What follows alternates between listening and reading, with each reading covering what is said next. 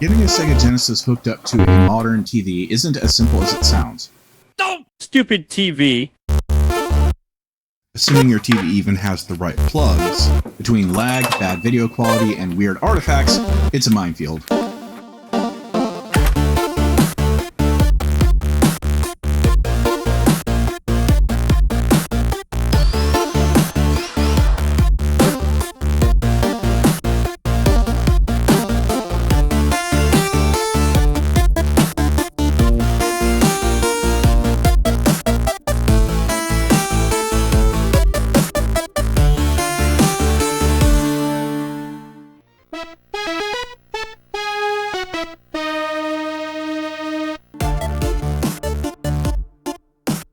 Modern TV manufacturers created a headache for anyone trying to relive classic games. You just wanted to hook up your old Genesis for that hit of nostalgia, not waste the next hour researching how. If you're like most people, you aren't rolling in dough or time, so you go online and buy the cheapest composite to HDMI adapter you can find, preferably with free shipping. One disaster later, you're the ashamed owner of a piece of... You'll notice dot crawl around text and menus, and chroma bleed on effects like Sonic 2's waterfalls. And why does it sound like that? You don't remember Genesis sounding this bad?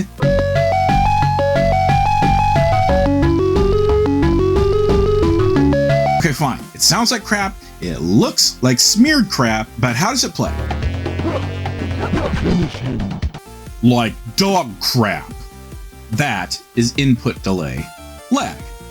Or maybe you assumed you've gotten older and your reaction times have slowed. It's you who sucks. Thwarted, most people give up at this point. But like me, some get mad and determined enough to spend their way out. If you've got a Model 2 VA3 like this one here, there's a decent solution. Grab an RGB SCART cable and pair it with a good upscaler, like the RetroTink line. Switch to RGB and suddenly everything snaps into focus. Turn on game mode on your TV and with the Tink's low input latency, all of a sudden you can actually play those fighting games or jump over the pit instead of falling into it. This is one of the best ways to experience Genesis on modern hardware. But let's be honest, if all you want is sharp pixels, it's much cheaper and easier to emulate. RetroArch even has run-ahead latency reduction now, which gets input lag near original hardware. So why do we still keep these bulky, unreliable, dusty old consoles and spend hundreds to mod them for RGB? Because emulation isn't 100% accurate. There's a physical, tactile experience to original hardware, from picking the game out off the shelf, to blowing off the cart, to inserting it and flipping the switch. That hit of nostalgia is more substantial when you use the real thing, knowing that it's going to be the same experience you remember and the artist intended for you to have. To the purist, there's no substitute for the real thing. And starting with the best analog signal means you can upscale beautifully to modern resolutions if you didn't keep that giant TV tube. Here's the but. No single Genesis ever gave you both great sound and great video. Model 2's excellent video, terrible sound. Model 1's beautiful sound, but muddy, jailbar-ridden video. That's why the triple bypass mod was created. It bypasses the Genesis's original audio and video circuits entirely and outputs clean RGB from a Model 2's better port, the Mini DIN 9. Suddenly you get gorgeous RGB and audio much closer to the holy grail of Genesis sound, the Model 1 VA3. And it does this for every model. So that's it, right? The triple bypass is the mod to rule them all. No. Its issues planted the seed of discontent that led me down a rabbit hole. I still can't believe that when I need to make a circuit, I can open KiCad for free, prototype a printed circuit board, order it pre-assembled, and have it shipped to me in about a week. I would have thought this cost thousands, but it doesn't, thanks to the sponsor of this video, JLC PCB. Their prices are super affordable, perfect for a do-it-yourself hobbyist like me. When you need some 3D printed cell bracers for your PS3, or pre-populated tantalizers to fix bad NEC tokens, they got you covered. When I need more tantalizers, I order them by simply uploading the Gerbers, selecting 0.8mm thick PCB so they'll fit right. Are you tired of hand assembling them? Simply choose the option for PCB assembly. Upload the bill of materials and position file, then confirm the parts. Here's a tip. Shop around for the best price on caps here. Once everything looks good, add them to your cart and place the order. JLC PCB's engineers will take it from there and correct a lot of issues for you. Quality is excellent, and they do a flying probe electrical test to ensure every part is soldered correctly. They offer a variety of shipping options. I always choose the cheapest one, and I've still gotten it delivered in less than a week. So if you need any PCBs for your next project, I can honestly recommend you consider JLC PCB. Not because they're sponsoring the channel, but because I've personally used their services with fantastic results. And I must say, they do a beautiful job. Now, back to the video.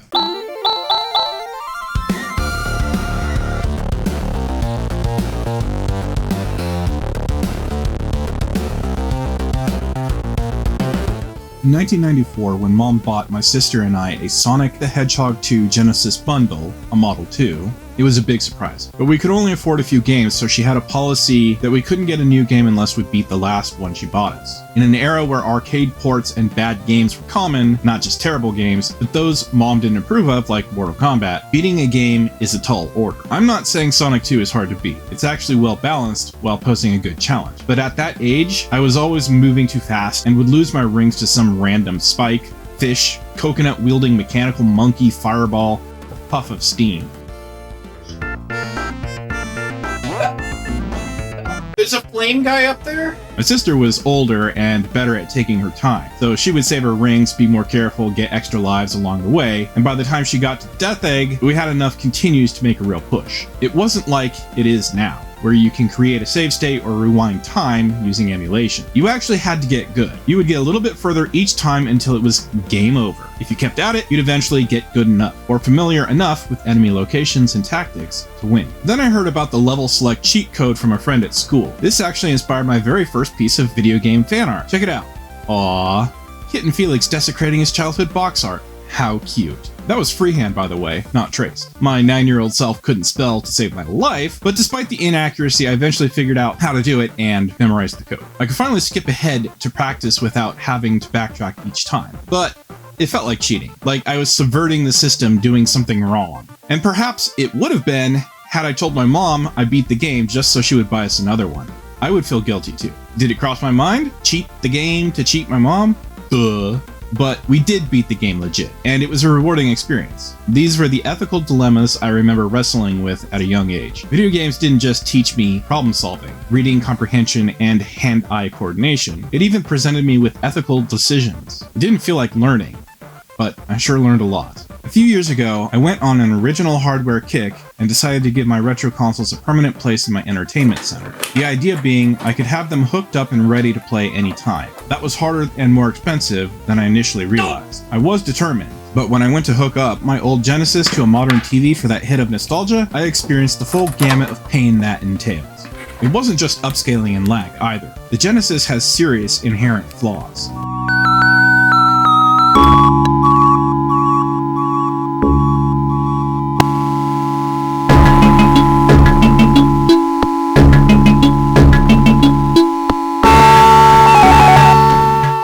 And that's what led me to install triple bypass. However, I never liked the name they gave to it. I get it evokes the idea of a life-saving surgery, instilling new vigor into a tired, old, worn-out console, but the name felt forced. Because it was. It was actually a fat joke aimed at Bob from Retro RGB in good humor. While I get it bypasses RGB video with the THS-7374, providing crisp, clean pixels, and audio with the MegaAV 2, what's the third bypass?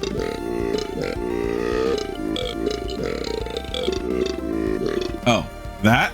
Basically, the mod has to remove the RF module and install the AV port from a Model 2 in its place. From then on, you have to use the Model 2 cables. They're better anyway, I have no problem with that. So we're bypassing the FAT port, disabling. Okay, I'll buy that. For Model 1. But if you install it on any other model of Genesis, there is no FAT DIN to bypass. In that case, it's not a triple bypass, it's a double bypass. It's not an all-encompassing name. It doesn't capture the soul of the mod or development. It forces an association for the fat joke lulz, which was the point. It was a joke. It wasn't until I bought my triple bypass that I realized the joke was on me. After BGA reworked Frankensteining PS3s, I thought this should be an easy and enjoyable mod. Famous last words. I ran into several issues with the board and instructions to install it. My biggest mistake was buying the 3BP version 2. First, it doesn't have good instructions, so instead I used Zaxor's guide for the V2 Plus. His guides, at least, were well written for basically every Genesis model, including my childhood Model 2 VA1. That's fine, it's basically the same thing, right? Well, since the THS7374 uses RGB out from the Genesis's VDP, you need to lift those pins on the encoder. If you don't, it'll drive two loads and fight with the onboard encoder. But lifting RGB input to the encoder disables composite and RF. One of the features of Zaxor's V2 Plus is that he feeds the THS7374's output back into the encoder to restore composite, but my V2 doesn't have that option. Basically, I can get clean RGB, but I'd lose composite and RF outputs. I would still like to be able to get footage of composite and RF for my videos. I keep an old CRT around because I actually like the blending of composite on my tube. Genesis and PS1 use dithering to fake transparencies, for example. What if I sell it later on down the road? Or I die and it ends up in a garage sale? Some poor sap down the line is going to plug in RF or composite cables thinking the console's broken when it isn't. Call me old-fashioned, but it's a SEGA Genesis. It should work with Genesis cables, no matter what you have. RGB with component cables looks great, don't get me wrong. In some games, I prefer to play that way. But at times it's too sharp and you can see the pixelated dither and other tricks the devs used. It's distracting and doesn't look right, the way developers intended for you to experience their game. That's when I felt buyer's remorse. I thought the triple bypass was supposed to be the in-game solution for Genesis. But no, I don't want to sacrifice every other output option. And for what? Superior RGB? I want a solution where I lose nothing. Here's the kicker. I don't even get better RGB. That bitch is green. Yeah, something's wrong here. I'm installing it on a Model 2, which has bad sound, sure. MegaAV 2 in the triple bypass supposedly fixes that issue.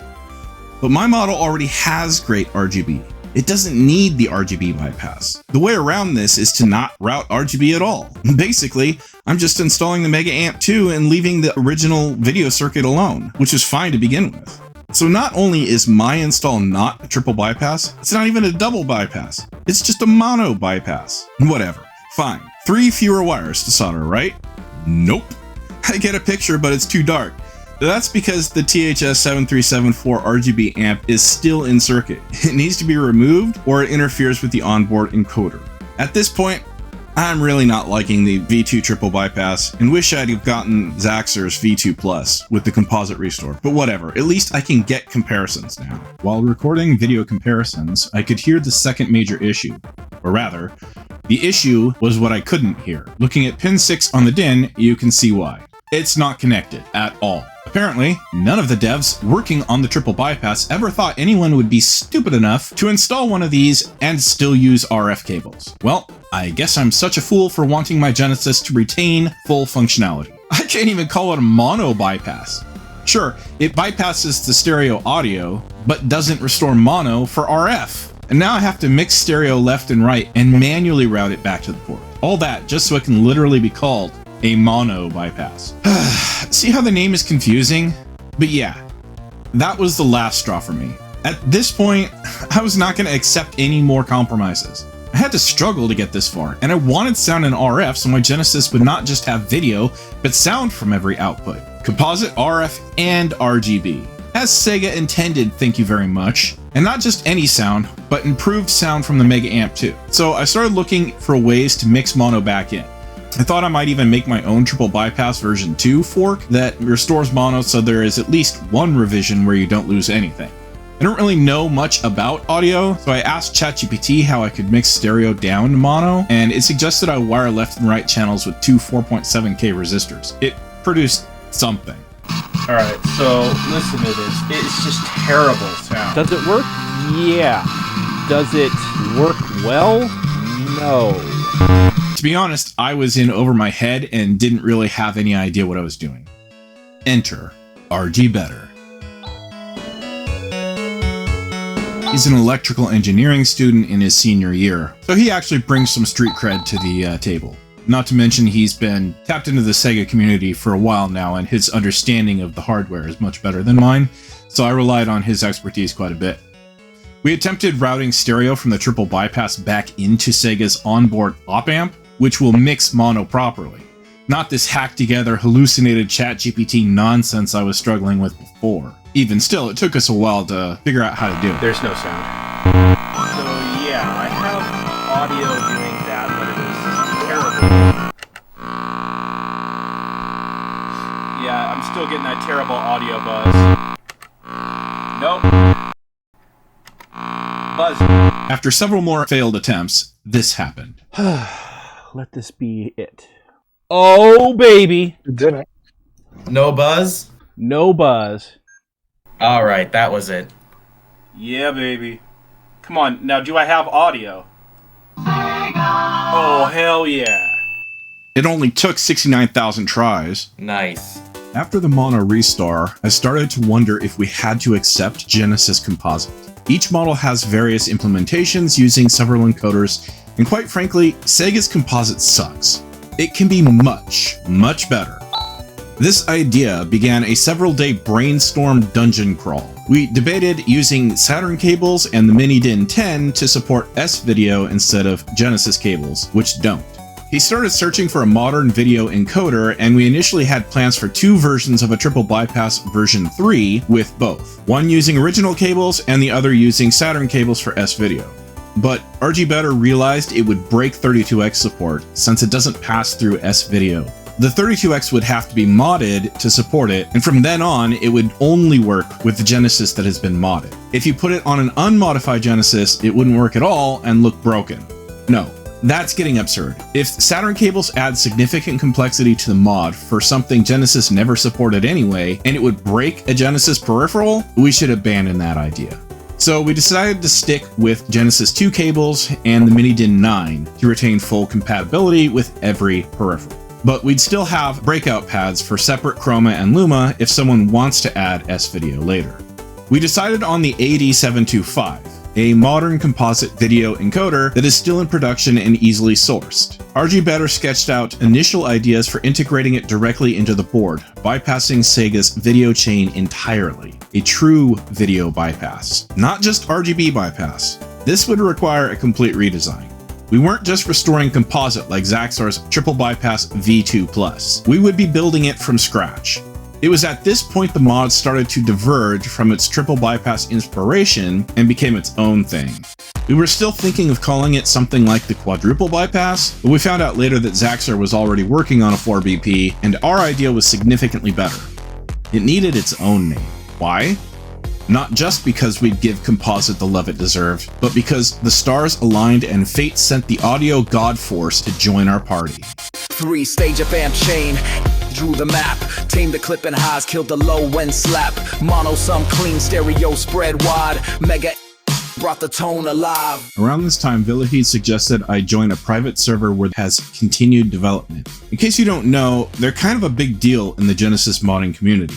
See, the original triple bypass had an audio circuit based off of Ace's MegaAV, and while that was absolutely excellent, we wanted to get it as close to the original as possible, both for preservation purposes and for audiophiles that can detect that 0.5% difference in audio levels. That's what every triple bypass is currently using, even the quadruple bypass revision that Zaxxor is working on. I told we were working on a quad op-amp to restore mono audio, an encoder that generates better composite and adds optional S-Video. I asked if he had any improvements, maybe we could work together and roll them into our as of yet unnamed mod board.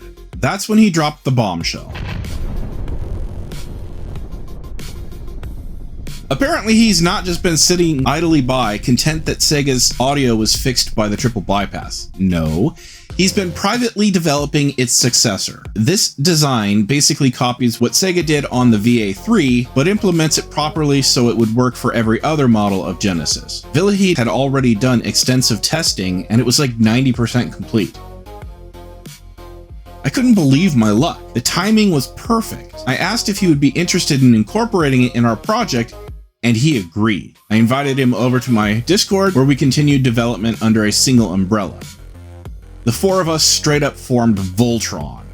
At that point, Villihed came up with the perfect name we'd been looking for, one that harkens back to the roots and soul of both mods. We decided to call our ultimate audio-video mod the MegaAV. With the team fully assembled, we're ready to slay. Lock the pulse, square the ledge, sync reshaped monostable edge, audio balanced every stage aligned, MegaAV built for the rest of time. Lock the pulse, square the ledge, sync reshaped monostable edge, audio balanced every stage aligned, MegaAV built for the rest of time. Alright, so here's the MegaAV. the MegaAV! Rendering all of your triple bypasses obsolete, baby. Our two main goals for the alpha was to bypass composite and implement the Salin key. For the composite encoder, we decided to future-proof it with the AD725 because it's modern and likely to stay in production. The simplest choice would be the Sony-made CXA 2075, but it's out of production and eventually stock will dry up. For the op-amps, we went with the TS924. It's a big upgrade over the LM324s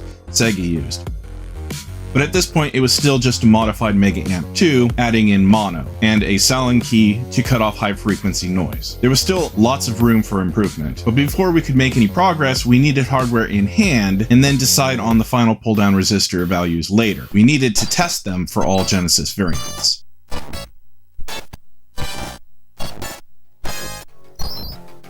Uh-oh. What's happening here?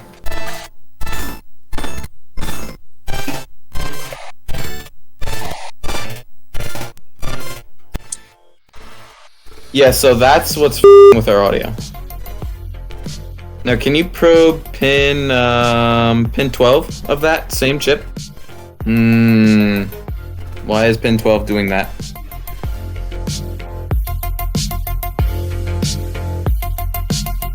What do you mean it's terrible, but yes. You doing something jank with audio? It's too hot, it's clipping. Can you scope probe the stereo audio out? Oh yeah, see how it's clipping though?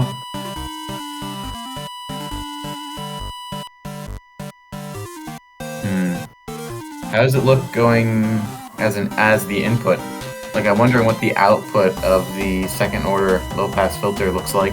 So if Sega CD or CDDA sounds correct, we know it's in the second stage. Oh yeah, PCM soundtrack.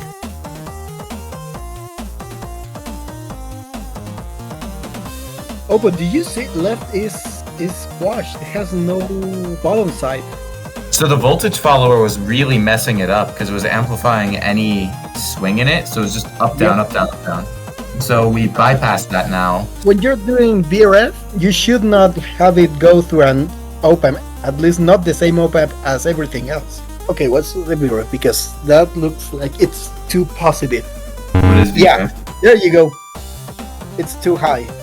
Why is it 3.3 volts though? I don't understand.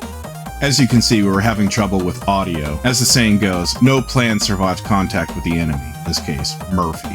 What we weren't expecting is for it to take 2.5 months before we could get to beta. Look at pin 11 on that op amp, that same one. And I want you to check that pin's resistance to ground. That should be like 0 ohms to ground. 4.3.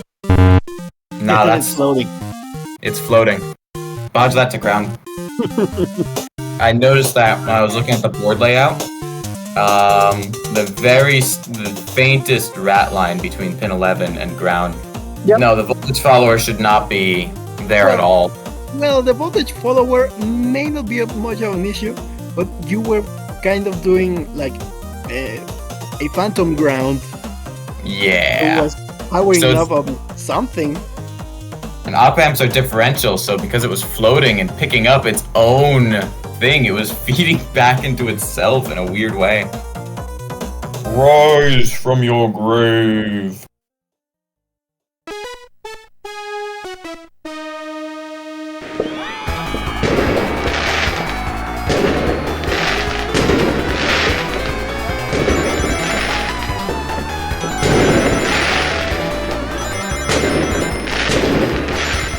Yeah, I'm hearing it pretty equally on both left and right channels now. Alright, that's not a problem then. So you hear the center. Now play Now, a few other spots I want you to probe. That side works, so it's all on the output op-amp. There's this. The sound is there. I don't know what to tell you. Actually, send it with Sonic 1, please. Oh, while you're doing that, grab a composite cable. So we'd solved the sound issue, but now we need to make sure that the composite encoder was working. Let's see. They should get hot, like, instantly. Can you probe the composite out pin? Yeah, that's proper. So that's his sync input. Can you check pin 3 of it for our subcarrier? Yep, that's good. So why don't we have sync?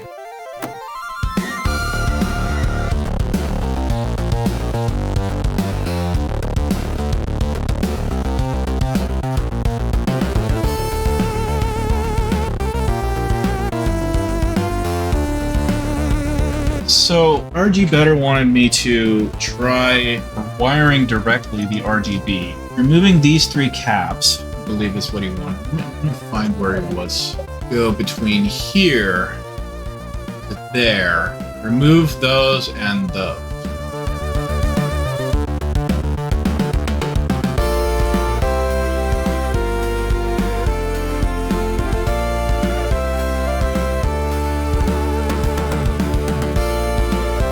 Oh my god. Wow! We have composite. We have a signal. I'm so excited. This is awesome. Yes. Yes. It's terrible. It's so bad. But it's progress.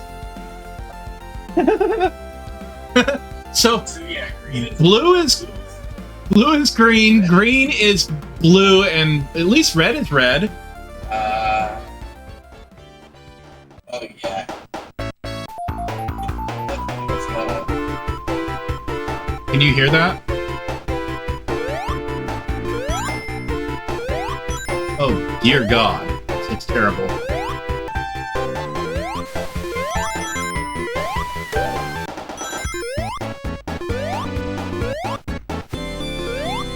Oh, I see. You can change the. No, you can't change the thing. I don't understand the special stage at all.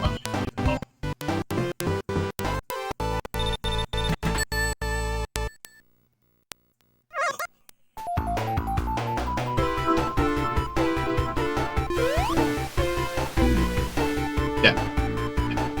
Alright, I'm gonna call that. I don't want to stress it for too long. Alright, I would say that's a successful test. Okay. ChatGPT said, try this transistor to make sharper edges on the sync. Okay, so I'll turn it on. Hopefully it doesn't go boom.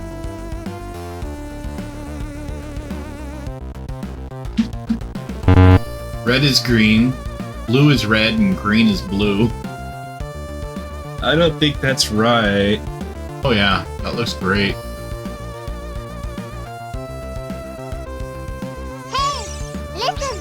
No, I don't hear anything. This is a good example of missing things while you're distracted. In here, I was focusing on why I couldn't hear RGBeter, who had joined the voice channel. Why don't I? Because I was messing around with the settings, I wasn't paying attention to the fact that the colors were actually correct. Had I been paying attention, I might have noticed that something was different here.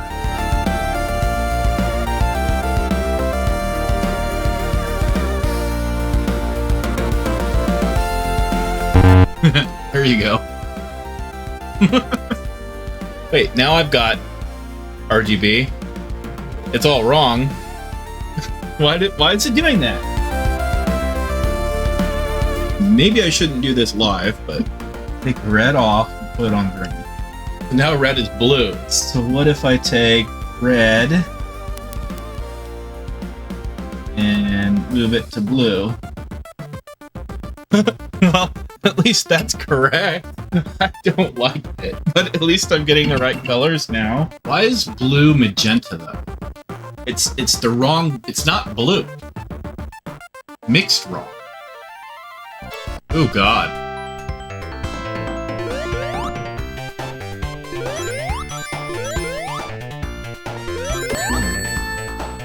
There's something wrong. I don't think it likes sync. I think that's the issue. It does not like the sync width, the AD725. Maybe? Huh. Oh god. And in the special stage, he's the wrong color. Actually, the colors are correct here. Interesting.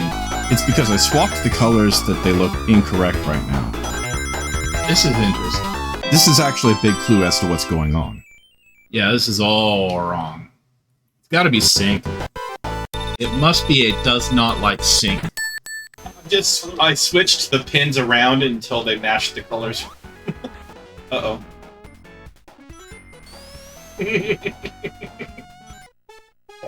Yep, colors are right. Colors were not right. Sonic was green and Tails was blue. So it was correct only in this stage. Maybe it looked pretty sharp. I don't know what it is about the special stage that makes it work. Then what's with the sync drop?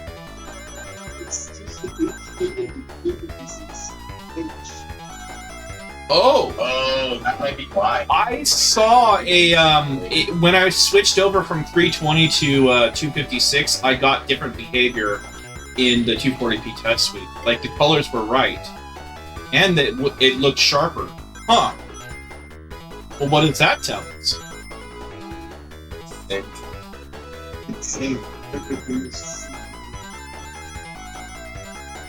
But why? Hello. So I don't like Sonic 2 Special Stage. Oh, I was one short. I swapped the colors back so I could get an idea of how good it would look compared to the CXA 2075.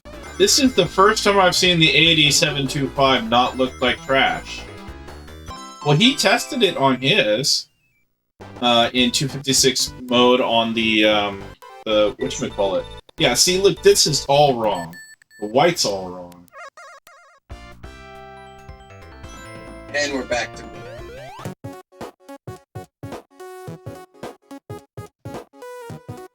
I've never been soft locked before. Weird. Alright, we figured this out. The reason that I'm having this problem is because the sync width. This is H-Sync. NTSC requires that to be 2 point something to 5 point something. That's why it works, because it's within NTSC's standard. But if I quit out of that, then I load up Sonic. Let me probe this here. That is why the screen is screwed up. The width is 5.92, and that is outside NTSC standard. That's why it looks like this.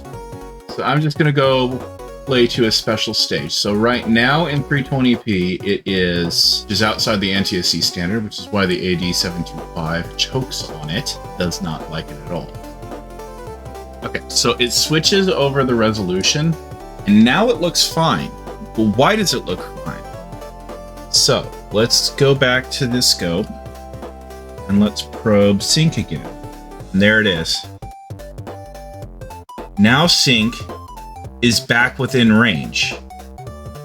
It's back in it's back to 5. That's why it works. All right, problem solved. That was, well, it's not solved. We have to figure out how to reshape sync. But yeah, that will solve. So this is through the 32X. Now I just need to figure out a way to reduce that. It's definitely not better. Having seen how good the AD725 can look, we decided it was worth figuring out how to strip sync and make it work. It's definitely doing something different. This is good because it's telling us we're on the right track. Oh no. Rip.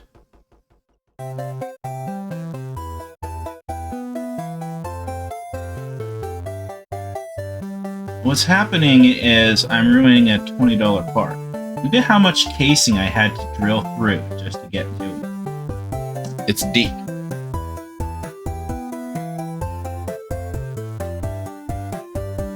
So this is how much it's cutting off. It's still 5.9. That's as high as it'll go up.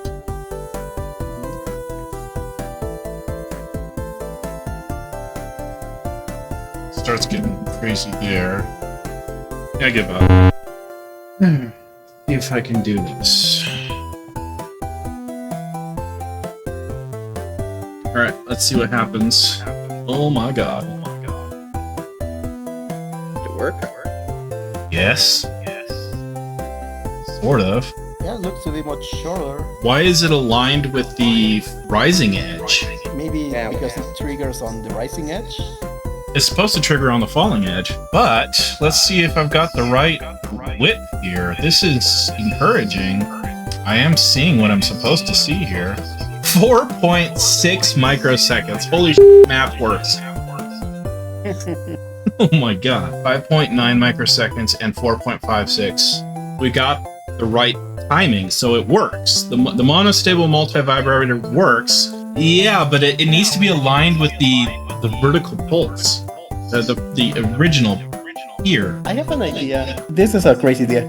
What if you feed H-Sync to one gate of the Schmidt trigger so that it becomes a positive pulse, and it then so triggers at the rising edge, which would be the falling edge of the original pulse? So I think you're right. We need to invert the H-Sync pulse first. Alright, so I can use the 74HC14. It has two inputs. Alright, so the first stage is to invert the original sync pulse. The second stage is to feed that into the monostable and then feed the output of that back into the 1.4 to re-invert it back to negative sync. Okie dokie.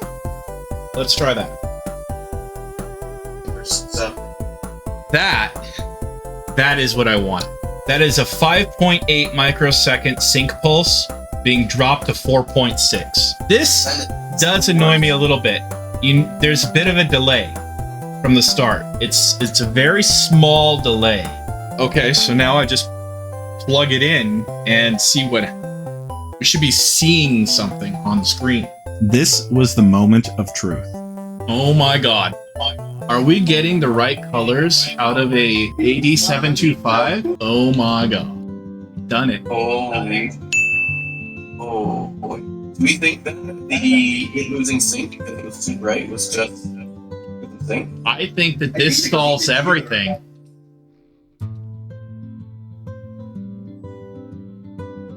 We're good. We are golden. Alright, build it. Now, wait for me. And I'm going to test that circuit that I posted. Let's see if it works on C-Sync. I was supposed to be using C-Sync on that one? No, this is H. I'm using H-Sync right now, but I think I can use C-Sync. And Felix didn't lower the brightness on RGB, right? No, I haven't done anything with RGB. So I guess we don't have to do that. Yeah, I don't think we have to. I think it's all the sync issue. Yeah. Wow. That is the cleanest I've ever seen these look. It's as clear as you can possibly get with the blending still work. That's the monostable multi-vibrator. It's just the values. It's all in my ChatGPT log. It actually did come in handy here.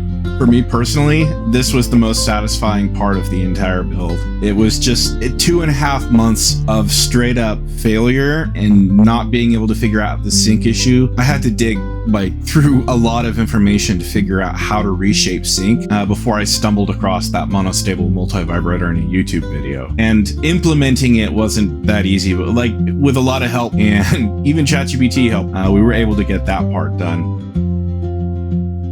Why don't I just take this off and put the 724 on?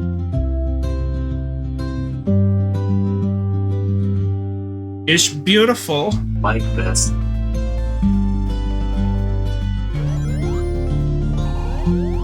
Nope. 724 sucks. 725's good. 4 sucks. Villihed was saying that he still wanted to implement a VSync stripping circuit so that we could use C-Sync instead of separate H and V-Sync, and then we could combine it into a single sync stripper that could be used with any C-Sync source. He spearheaded that effort. Okay. Okay. So this is actually self-contained now. This would be the first MegaAV that actually could be closed up. With Villihed knee-deep in serration piles trying to fix VSync, I focused on getting comparisons from various consoles, but because I didn't have a lot of money, I would just buy the cheapest crap on eBay and have to fix it first. Started with the Genesis, jail bars and hum. Composite a mess, looked like it'd been run. Rainbow banding, ghost trails in bloom, like the color got lost in a CRT tomb. Audio harsh, distortion and grit. LM324 that op amps nodded. Highs were clipping, bass got choked. Every note sounded over smoke, what they called retro. I called wrong. I knew this hardware should play strong, so I started digging through the source abuse. That's the moment I lit the fuse. Lit the fuse, couldn't choose between the clean and what I lose. RGB dreams, but I paid in part, so I sold it back to the heart. Lit the fuse, couldn't choose between the clean and what I lose. RGB dreams, but I paid in part, so I sold it back to the heart. Triple bypass, a clean new start. Taps to the DAC like FV-Vault. RGB sharp, and the noise was gone, but I flipped on RF and the sound was wrong. Composite solid, no fallback feed. That's video missing like I didn't need. The old ports died for a modern game, but that didn't sit right in my brain. It felt like gain with the side of loss, not a trade, more like a cost. The picture was crisp, but the soul felt bruised. That's the moment I lit the fuse. Lit the fuse, couldn't choose between the clean and what I'd lose. RGB dreams, but I paid in part, so I sold it back to the heart. Lit the fuse, couldn't choose between the clean and what I'd lose. RGB dreams, but I paid in part, so I sold it back to the heart. I didn't want better at the cost of the rest. Didn't want clarity by laying old tech to rest. RF composite, they had their flaws, but I knew they still had a cause. This wasn't about ditching the past, it was about making every signal last. And if no one else would build that path, then I would. If I could route clean and still preserve each legacy output that people deserve, why settle for half when I could make a whole? Why not build a mod that respects the soul? It started with notes, with traces in time, a mission to fix what no one would mind, but I minded. I saw the abuse, and that's when I really lit the fuse. Lit the fuse, couldn't choose between the clean and what I'd lose. RGB dreams, but I paid in part, so I sold it back to the heart. Lit the fuse, couldn't choose between the clean and what I'd lose. RGB dreams, but I paid in part, so I sold it back to the heart. As you can see, quality of composite varies wildly between console revisions. Even within the same revision like my 2.3, SEGA just seemed to use whatever chipset they had on hand that day. So there's really no way to be sure whether or not you're getting a good quality composite signal based on model alone. And it's not like you can call SEGA and complain about the issue. If you need help, 1-800-USA-SEGA. 1-800-USA-SEGA.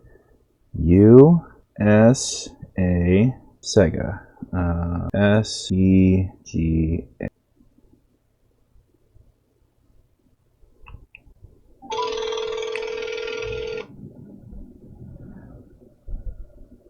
This call may be recorded for quality assurance. We have a special promotion today for select callers. If you are over 50, please press 1 now. If not, press 2. If you are over 50, please press 1. Thank you for calling. This is Jessica on a recorded line. Can you hear me okay? Yeah. Great. So with our promotion today, you actually have the opportunity to receive a free medical alert device. So congratulations. congratulations. You know, it's that little button you wear around your neck that you press in case of an emergency or even a fall. Now, when you're participating in our monitoring program, you actually can get your medical alert absolutely free. So oftentimes it's really expensive to buy a device like this. So we make it really simple for you. We pay for the entire unit itself and then ship it right to your house for free. And then, of course, we guarantee you 100% peace of mind, 24 hours a day, 7 days a week. So let's go ahead and get you some more info on it, okay? I called 1-800-SEGA because I need help with my SEGA Genesis. I'm sorry, you've reached the Medical Alert Center.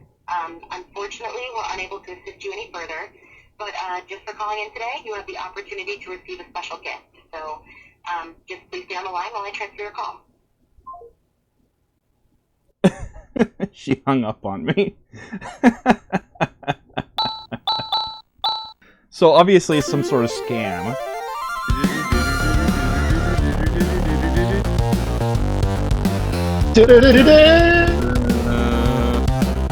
From PCB ordered, assembled, and shipped in under a week.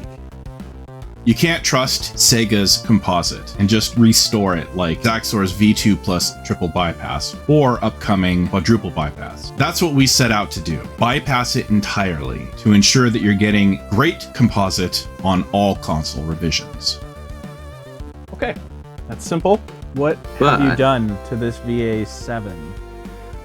What haven't I done to this VA7? So this is the Alpha VA7 with this shenanigans in it. There, okay, so it's lined up. And how much did you measure? It was like 5 millimeters or whatever? So here is the Alpha again. You can see it's right up against Sonic 2. Like, I'm literally touching. And this isn't a North American card. Japanese cards would not fit at all. Like, for example, here's my stand-in for a Japanese card. It bends the board. No, and Japanese is even worse because it's a straight-up rectangle. Yeah, there's none of this notch. By the way, this is Chaotix. So I tried to account for that with this. So this should clear that rectangle just fine. How you like it? Boy, the Alpha. I'm so glad we're beyond the Alpha. Look at all this crap we had to do to it to get it to work. Bodge. Hella bodge. And then that. And that's going to be supplanted by this. Yeah, baby. So for the beta test, we applied all the lessons we learned from the alpha, and we were hoping that we had all the bugs worked out, but as you'll see, that never works out the way you want it to. Get hype. Y'all ready for this? Come on, baby. Let's see if all of this works. Oh. No. That's VSync. So, and also HSync doesn't look proper because the colors are wrong. No! That was so close! Alright, let's see what it looks like in RGB. You messed it up, Felix. You broke it. Where's RGB? RGB? Well, now Composite don't work. Oh, great. It worked for half a second, and then it died. Something's up, bro. I told you it's never so easy. I'm not seeing VSync. Alright, so I'm going to have to start probing around on the HC123 here. I also don't understand why I don't have RGB. Yeah, so this is one of the most frustrating parts of working with SEGA Genesis consoles, especially this one. Things can just up and die on you for no reason, and it's not your fault. It is there, and actually this works pretty well once you get it set in properly. So minimum's 1.83, that should be dropping to almost 5 volt. The upper peak to peak is only 1.6 volts, so it's only going 2.3 something total. Vmax is 3 volts. That should be TTL, so that should be 5 volts. So yeah, this C-Sync is screwed up. And it's not because the monostable was pulling it down or something. I think maybe the VDP is dead. And if I probe H-Sync, it is, let me save that, and then move it over. I spent quite a while troubleshooting this console before I realized I lost C-Sync entirely from it. It was working when I first plugged it in. You saw it. And then it just stopped working. No reason. I have no idea to this day why it just stopped working. Not in NTSC standard timing. All right, so for some reason, the VDP is not producing TTL level C-Sync. It has somehow died. Apparently that is an issue with the 5313. So I'm just gonna have to wire the 8725 for separate H and V sync. Okay, I've wired H and V sync separate. Let's see if I get anything resembling a signal. Luckily, I was able to pull H and V sync separately in order to get this to work, and had to bodge the beta a little bit to make it work. This is what I don't like about RGB. I don't like the jail bars on the waterfalls. I like the transparency that Composite affords. And PAL Composite, the Luma bandwidth or whatever that allows you to see them, I don't like that. I think it's too high of resolution. S-Video is too high as well. The blending here doesn't work. I'm not alone in this opinion, by the way. If you have a CRT, there's a lot of people out there who prefer to play these games in Composite because of that blending. S-Video can look good on a CRT. Heck, even HD Retrovision's component cables in basically RGB looks really great in certain games. But in some games that use dithering effects or transparency effects like in Sonic 2's Waterfalls, it just looks wrong, even on a CRT. Now, if you like the look of S-Video, we do have separate Chroma and Luma pads on the MegaAV for you to wire it separately if you prefer. However, the SEGA Genesis never offered that as a default option, so we didn't want to force you to switch to Saturn cables in order to enable it. You'll need to run S-Video out separately. It took us 2.5 months of troubleshooting to come up with this solution, and we were wondering if it was good, a robust way to do it, or just an unreliable hack. That question was answered definitively by an obscure relic of Sega's past, the MegaJet. It's a rare, compact Genesis made to allow guests on Japanese airlines to play during their flights, or in-car entertainment systems, or a compact Genesis that can be tucked away in a drawer when not in use. It was only released in Japan. It was the precursor to the Nomad. I picked one up on a whim, but looking over the motherboard's design, I recognized something. Two unpopulated pads looked familiar. Wait, I recognized that 74HC86 and 123 combo. Was Sega literally going to do the same thing we just figured out? I toned out the circuit, and yes, they designed it as an option. You can't get higher praise for your engineering approach than Sega's own engineers arriving at the same solution. I think this was just in case the monitors they used on the planes or infotainment displays didn't like their off-spec brand of NTSC. Seeing that, though, was validation. We're not just stumbling in the dark here, we're engineering. But Sega's solution didn't integrate VSync like Villihed's had, so we'd gone further and finished their design. They didn't use it. We were doing what Sega didn't. Before moving on to audio, I needed to figure out what was going on with video. I assumed seeing the 74HC86 in the MegaJet was confirmation that it would work, and it did for H-Sync. But apparently it doesn't for VSync. They only set it up to reshape H-Sync, not VSync, and the serration piles that Villihed was using relied on a very specific XOR gate, and certain combinations of that didn't work. The serration piles wouldn't integrate. That's probably a bit too much information, but suffice it to say, we switched it over to the 4070 and solved that issue.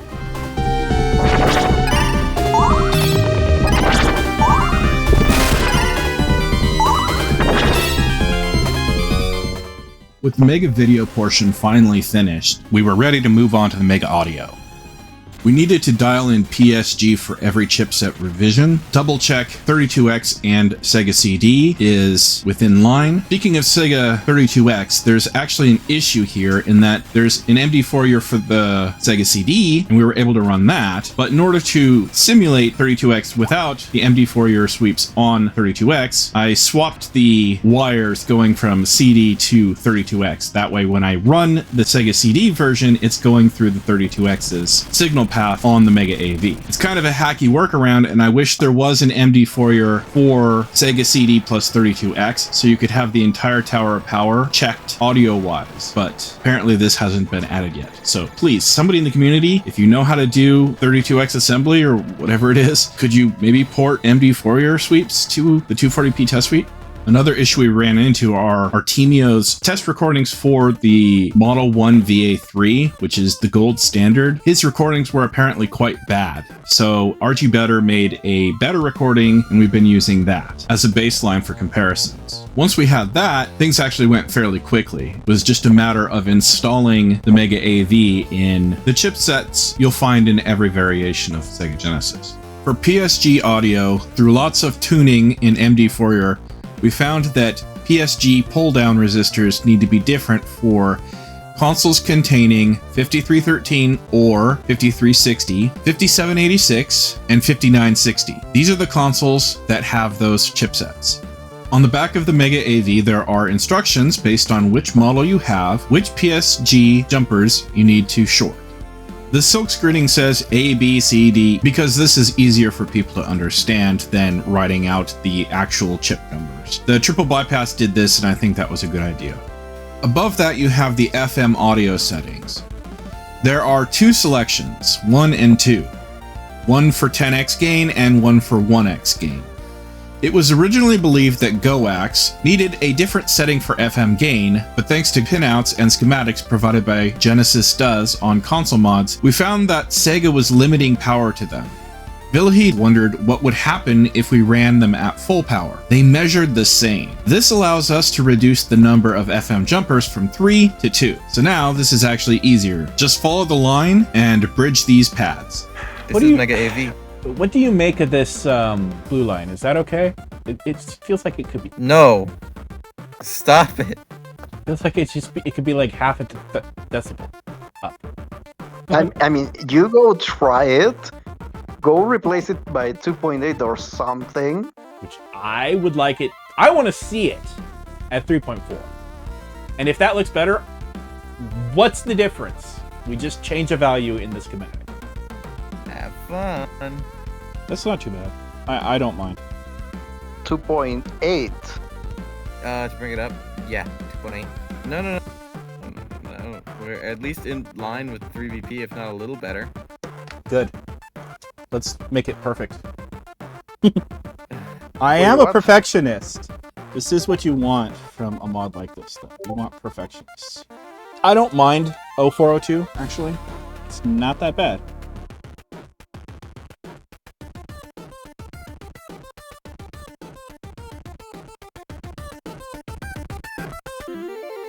Okay.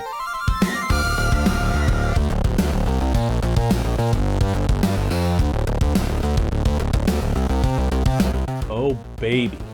Yes. That pleases me. That's the value I wanted to see. So 820 it is. Okay. After dialing in the PSG pull-down values and FM settings in MD Fourier, it was finally time to show you the result. This is Shadow of the Beast. It's the loudest game on Sega Genesis, by far. Most models struggle to play the title music without distortion or clipping, but in my opinion the worst is the VA7 Model 1.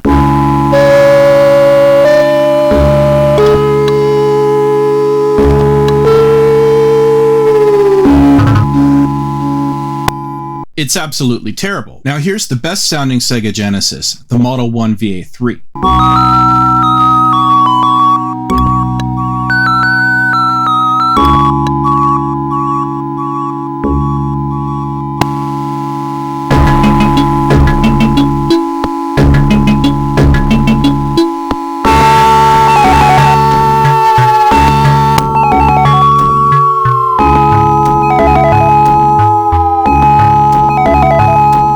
The original goal with the MegaAmp 1 was to make every other model sound like this. Remember, this was before we had MD Fourier to show us the difference. But now that we do, Villihed ran those original recordings through the analysis to see how close they got. You can see here that they actually got all the audio channels dialed in basically perfectly within margin of error. That is insane when you consider it was done entirely by ear. And here is the triple bypass, which uses a modified MegaAmp 2. While it flattens out the higher frequencies better, accomplishing its goal, the mixing is worse. The levels are off. Also, there's still a bit of a knee before the cutoff frequency. That's what the Mega Audio fixes. We wanted to get the audio levels right and remove that knee. That way we're reproducing the best sounding Genesis audio on every model, even better than the triple bypass.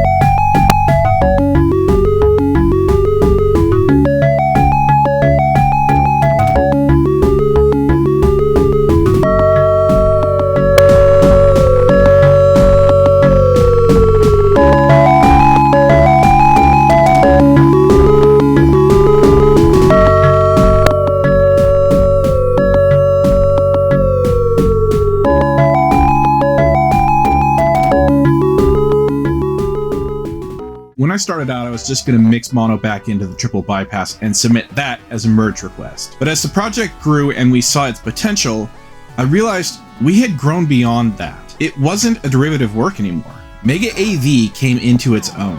Why not just use the CXA 2075? Well, because the AD725, when properly dialed in, looks great. It gives us compatibility across more scenarios and is still in production, making it future-proof. I'm glad I didn't give up on it. We will be making a CXA version of it for those who want to use new old stock. Why not just use a retro tape? What's all the obsession over composite? Isn't RGB the point? Why go to such lengths to polish a turd? I mean, if all you want is RGB, then yeah, the triple bypass already exists. But I don't consider composite and RF inferior. They have a different look, and depending on your needs, there's no reason the mod board shouldn't treat every output with the same respect.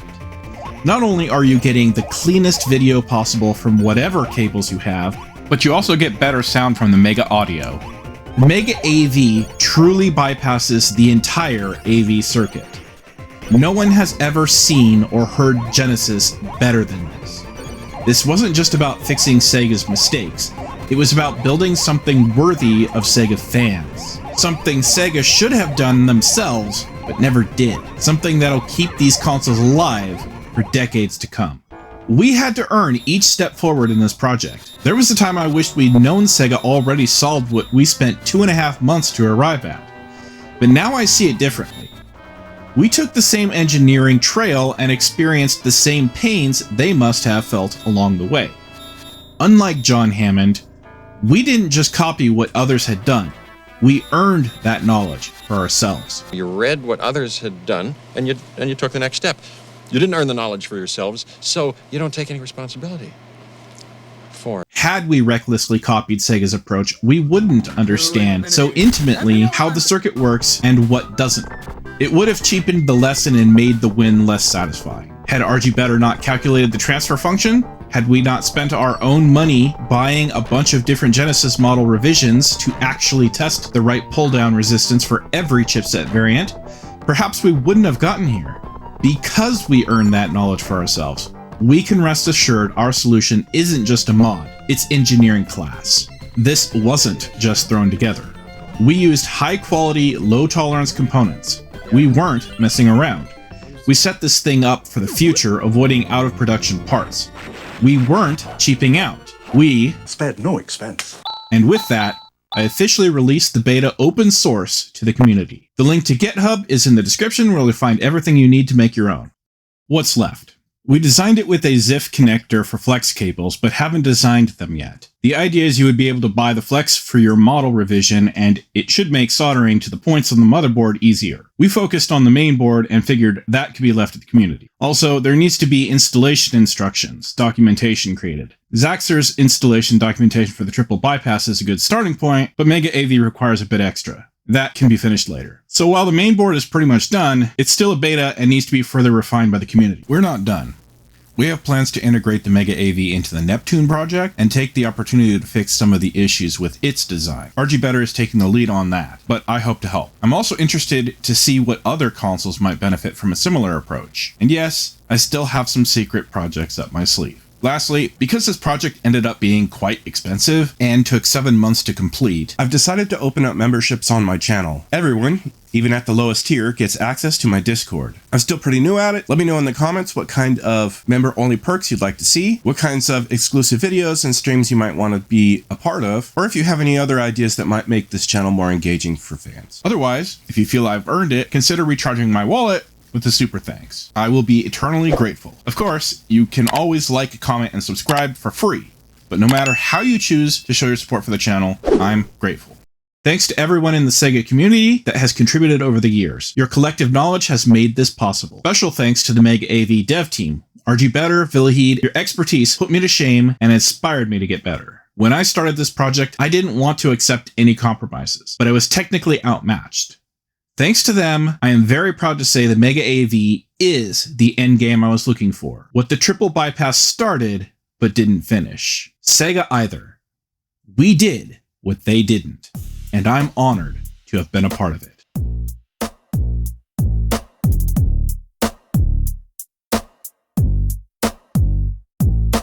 Triple bypass was good, but it wasn't finished. RF audio was gone, composite a joke. Started with a signal I knew was wrong. Static in the air that hum too strong. No mono in RF, just hiss and loss. Triple bypass clean, but I saw the cost. So I built the fix, brought mono back with just one line. Put SEGA on track, didn't stop there. That was just the gate, something bigger started to resonate. RGBeter hit me up, EE in the zone. Cooking up schematics from his dorm on his own. Let's rebuild it right. Composites trash, colors rainbow in. Chroma crash, no more tracing. Bad schematics, re-engineer it.